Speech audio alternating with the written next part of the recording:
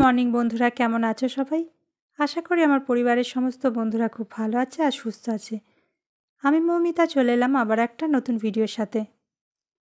আজকে রবিবারের সকাল, আর সকাল সকাল একদম চা দিয়েই আজকে ভিডিওটা শুরু করলাম। অন্যদিন তো সকালবেলা তাড়া থাকে, পরির জন্য টিফিন বানাতে ব্যস্ত থাকি, শান্তিতে বসে চাটা খাওয়ার টাইম হয় না। তবে রবিবারটা একটুখানি শান্তিপূর্ণভাবে একটু সময় নিয়ে বসে চাটা খেয়ে নিয়েছি। তারপরে সকালের টিফিনের জন্য বানিয়ে নিয়েছিলাম একটু চিড়ের পোলাও, আর সাথে একটু করে অল্প করে বানিয়ে নিয়েছি রাগি কাঞ্জি। রাগি কাঞ্জিটা খেতে বেশ ভালোই লাগে, আর সাথে পেটটাও ভর্তি থাকে আর হেলদিও বটে। আজকে খুব সাধারণ একটা দিনের ভিডিও তোমাদের সঙ্গে শেয়ার করব। আজকে কোনো ভিডিওর মধ্যে কোনো রকম বিষয়বস্তু, কোনো রকম টপিক নিয়ে আলোচনা করব না। কয়েকটা দিন ধরে মন মেজাজটা ঠিক ভালো নেই, আর এই ভিডিওটা রবিবারে তুলে রেখেছিলাম, সেই জন্য আজকে ভাবলাম যে তোমাদের সঙ্গে শেয়ার করি। কয়েকটা দিন যেরকম ঘটনাগুলো শুনছি তারপর থেকে না মনটা ঠিক ভালো নেই, আর কোনো রকম ভিডিও তুলতেও ঠিক যেমন ভালো লাগছে না, তেমন আবার ভিডিও এডিটিং করতেও ভালো লাগছে না। তবুও ভাবলাম যে কাজকর্ম তো করতেই হবে, সেগুলো তো আর বন্ধ থাকবে না, জীবন তো আর থেমে থাকবে না, প্রত্যেকেরই যে যার জীবনেতে চলতে থাকবে।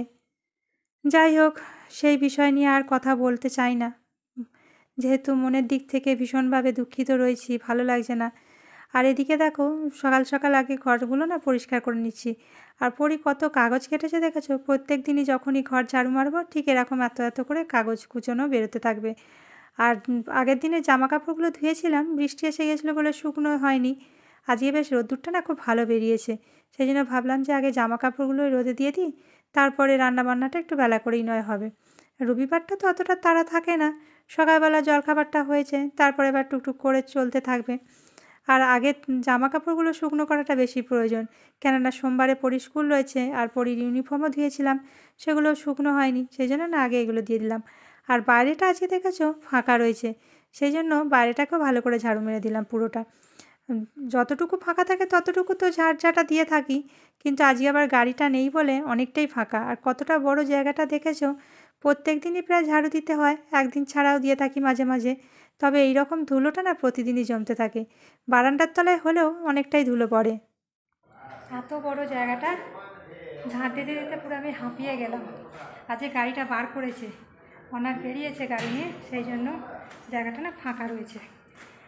এতটা জায়গা ঝাঁট দিতে দিতে পুরো একদম টায়ার্ড হয়ে গেলাম।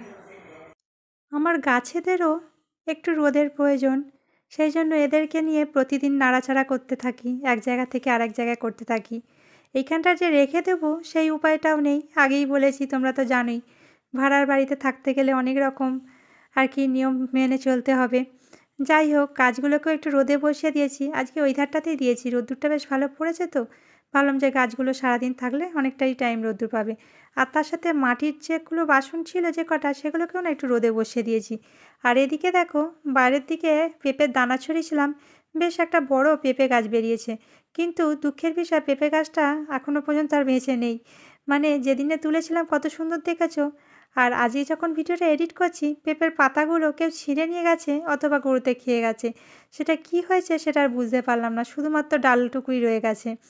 যাই হোক, ঘরে চলে এসেছি, আর এদিকে দেখো ভাতটাও বসিয়ে দেবো, রান্নাটাও করতে হবে দুপুরের, বেশ বেলা হয়ে গেছে, নয় নয় করে প্রায় 12টা বেজে গেছে, এখনও রান্না বসাইনি। রান্নাটা বসিয়ে দেবো, অনেক কিছুই জোগাড় করেছি, কিন্তু রান্নাটাই এখনও বসাইনি। ভাতটা আগে বসিয়ে দিয়ে আর এখানে কিছু সবজিও কাটতে লেগে পড়েছি। আজকে ওয়েদারটা তো ভালো রয়েছে না, বেশ ভালোই লাগছে। ওয়েদারটা ভালো থাকলে মন মেজাজটা বেশ ভালো থাকে, আর ওয়েদার ভালো না থাকলে না কাজকর্মে যেন এনার্জি পাওয়া যায় না। আর যেহেতু ছুটির দিন, পরিও বাড়িতে রয়েছে, আর পরির পিছনেও মাঝে মাঝে আমাকে লেগে থাকতে হচ্ছে, কি করছে না করছে একটু লক্ষ্য রাখতে হয়, আর তার সাথে বারবার ধরে তো ডাকতেই থাকে। আর এদিকে দেখো, কিছু টুকিটাকি দোকানের প্যাকেট আনা ছিল, মানে এই যে মশলাগুলো, সেগুলোকে একটা একটা করে না ঢেলে নিলাম। কিছু কিছু কাজ দেখবে অনেক সময় না পড়ে থাকে, করা হয় না, হয়তো প্রয়োজন নেই বলে ফেলে রেখে দিই আমরা। অনেক সময় ভাবি যে পরে করব, আর এই পরে করব করতে করতে গিয়ে না অনেক কিছু কাজ অনেক সময় দেখেছি জমে যায়। তাই যে কোনো কাজ ফেলে না রেখে যদি মনে পড়লে সাথে সাথেই করে নেওয়া যায় তাহলে বেশ ভালো হয়। আমি নিজে যদিও বলে থাকি, তবুও না মাঝে মাঝে আমি নিজেও এই কাজটা করে থাকি। অনেক কিছু কাজ যেগুলো সাথে সাথে করি না আর পড়েই থাকে। আর এদিকে ফুলকপির তরকারি করব বলে আমি ফুলকপি আলু না ভালো করে ভেজে নিয়েছি। ভেবেছিলাম যে মাছের সঙ্গে করব, মাছ দিয়ে তরকারি। তারপর আবার পরে ভাবলাম যে মাছের তরকারি তো রাতে খাওয়া যাবে না। ফুলকপি আলুটা যদি করে রাখি রাতের বেলা বেশ রুটি দিয়েও খেতে পারবো। কিন্তু মাছ দিয়ে দিলে না রুটি দিয়ে খেতে ভালো লাগে না। আর বিশেষ করে দেখেছি মাছের যেকোনো তরকারি করলে না আমাদের অতটা কেউ পছন্দ করে না। সেজন্য আমি মাছটা শুধু ঝাল করে থাকি অথবা কোনো সময় ঝোল বানালে ঝোলে দিয়ে থাকি। মাছের তরকারি খুব একটা বেশি করি না। যাই হোক, এইগুলোকে রান্না করতে, করতে দেখেছো মশলার কৌটোগুলোকে আমি কিন্তু সাথে, সাথেই কিন্তু এইভাবে মুছে তুলে রাখার চেষ্টা করি। তাতে কি হয় মশলার কৌটোগুলো না বেশি নোংরা পড়ে না। আর রেগুলার যদি পরিষ্কার করা যায়, একটু করে মেইনটেইন করে নেওয়া যায় তাহলে খুব সুন্দরভাবে জিনিসগুলো যত্ন থাকে। আর এদিকে দেখো আমি তরকারিটাও বসিয়ে দিলাম। আর বাকি রান্নাগুলোও কিন্তু এর ফাঁকে, ফাঁকে করে নিচ্ছি একটা, একটা করে।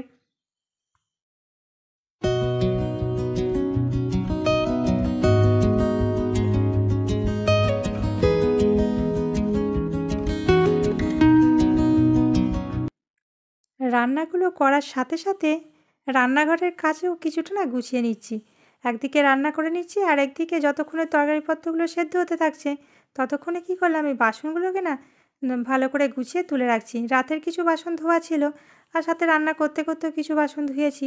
তবে এগুলোকে গুছিয়ে তুলে রাখলে কী হয় হাতের কাজটা বেশ একটু ফাঁকা থাকে আর অনেকটা জায়গাও পাওয়া যায় আর সুবিধেও হয়। তবে একটা কাজ করতে, করতে যদি একটু করে নেওয়া যায় রান্নাঘরের কাজগুলো তাহলে না অনেকটা সুবিধা হয়।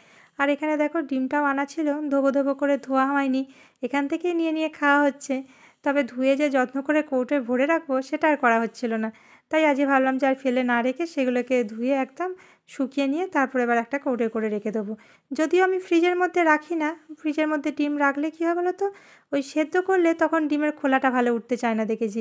কিরম যেন বাজেভাবে ছেড়ে যায়। আর এখানে দেখো আমার দুপুরে রান্নাবান্নাও কমপ্লিট হয়ে গেছে। এখানে মাছের ঝাল করেছিলাম আর এটাতে ভাত আছে। আর তার সাথে তো ফুলকপির তরকারিটা করেছি। তাও একবার দেখিয়ে দিলাম তোমাদের ফুলকপির তরকারি করেছি এখানে। সিম্পল আলু দিয়ে তরকারি করেছি, একটু বেশি করেই করে নিয়েছি যাতে রাতের বেলা রান্না করতে না লাগে। আর তার সাথে এখানে একটু ডাল করেছিলাম। আবার ভাবলাম যে আধখানা করলা না ফ্রিজেতে পড়ে, পড়ে শুকিয়ে যাচ্ছে। করলাটাকে বার করে আবার ভাজা করতে বসিয়ে দিয়েছি। আর পড়ে থাকলে অনেক সময় খারাপ হয়ে যায়। আর দুপুরের খাওয়া দাওয়া সেরে নিয়ে একদম চলে এসেছি মা মেয়েতে একটু ক্রাফট করতে। অনেক দিন থেকেই ভাবছিলাম, মাথার মধ্যে কিছু আইডিয়া ঘুরছিল বানাবো বলে, কিন্তু ওই যে সময়টা বের করে উঠতে পারি না। তা ভাবলাম যে আজকে পড়ি তো রয়েছে, ফ্রিও রয়েছে, পড়ির পরীক্ষাও শেষ হয়ে গেছে, পড়িও ফ্রি রয়েছে, দুজনে মিলে বসে একটু ক্রাফট করা যাক। বেশিরভাগই পড়ি তো প্রত্যেক দিনই প্রায় করতে থাকে একটা করে, আর আমার করা হয় না। সেই জন্য আজকে মা মেয়েতে বসে পড়েছি একসাথে ক্রাফট করতে। এখানে দেখেছো একটা কেকের রাউন্ড শেপের আর কি ট্রে মতন ছিল পিচবোর্ডের, সেটা নিয়ে নিয়েছি। এটা কেক আনা হয়েছিল একবার, কেকেরই ছিল। আর এখানে কিছু পিচবোর্ড এরকম সরু, সরু করে কেটে নিয়েছি। এটা 2 ইঞ্চি মাপের রয়েছে। আর লম্বার দিকটা তো সার্কেল যে শেপটা নিয়েছি তার শেপের মতন নিয়ে নিয়েছি। আর দেখো পিচবোর্ডগুলো যে নিয়েছিলাম, পিচবোর্ডটা না পাতলা ছিল।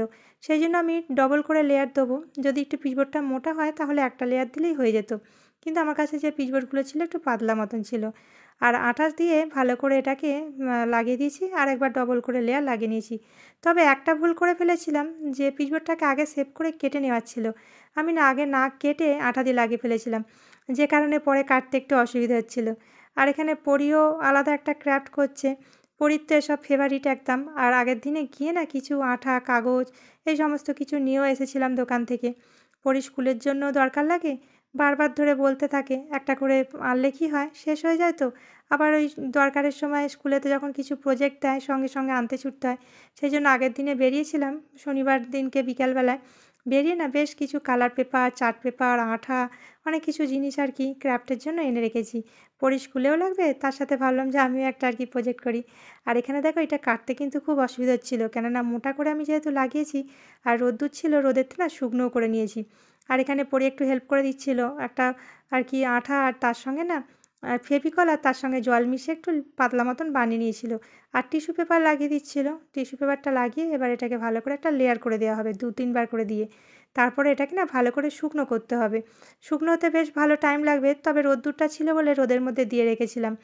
আর বিকালবেলা একটু বেরিয়েও পড়েছিলাম, একটু বাইরের দিকে গিয়েছিলাম। একটুখানি বেরিয়ে সেখানে আবার হাসব্যান্ড আবার শাক নিয়ে এসেছে। ভাবলাম যে শাকটাকে একেবারে কেটে গুছিয়ে রেখে দিই। একবার ফেলে রেখে দিলেই আর পরে ভালো লাগবে না। আর লাল শাক খেতে তো আমার বেশ ভালোই লাগে। আর এই বর্ষার সময় শাকটা বেশ দামটা একটু কমও রয়েছে। অন্য সময় না শাকের দাম তো অনেক থাকে। এখন 10 টাকা করে আঁটি পেয়েছে আর কি এই লাল শাক আর পালং শাকটা। কোনো সময় আবার এই শাকই দেখা যায় 30 টাকা 40 টাকা করে এক একটা আঁটি হয়ে যায়। যাই হোক, শাকগুলোকে কেটে গুছিয়ে রেখে দেবো যাতে পরের দিন রান্না করতে সুবিধা হয়। আর এখানে পরি কিন্তু ওর কাজে লেগে পড়েছে, ওর ফেভারিট কাজ যেটা। যাই হোক, পরি এটাকে রেডি করছিল, আমার তো সুবিধেই হলো, আমাকে বেশি করতে হয়নি, ওই বেশিটা করেছে, ওর যেহেতু ফেভারিট কাজ। তবে দুজনে মিলে করলে কিন্তু জিনিসটা তাড়াতাড়ি হয়েও গেল আর দেখতেও বেশ সুন্দর হলো।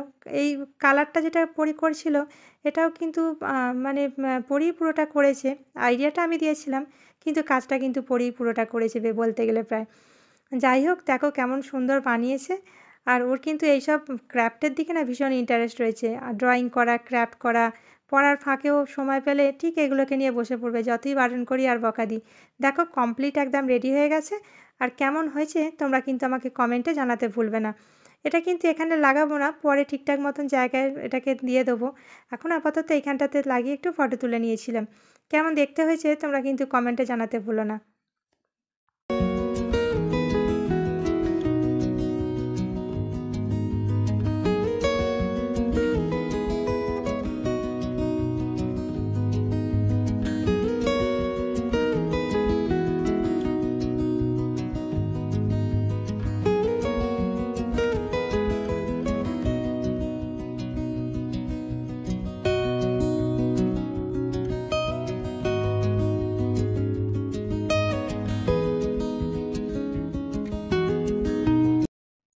অনলাইনে এই ধরনের ওয়াল হ্যাঙ্গিং জিনিস ভীষণ রকমভাবে এখন বিক্রি হচ্ছে, অনেক দিন থেকেই দেখেছিলাম। তা পরি বলল যে বাইরে থেকে কেন কিনতে যাব, বাড়িতেই কিছু বানিয়ে নেওয়া যাবে।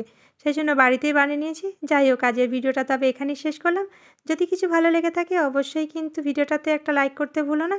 আর যদি নতুন বন্ধু হয়ে থাকো চ্যানেলে প্রথমবার, তাহলে চ্যানেলটা সাবস্ক্রাইব করে নিয়ে পাশে থেকেও একটু সাপোর্ট করো, একটু ভালোবাসা দিয়ে যাও। দেখা হবে আবার নেক্সট ভিডিও।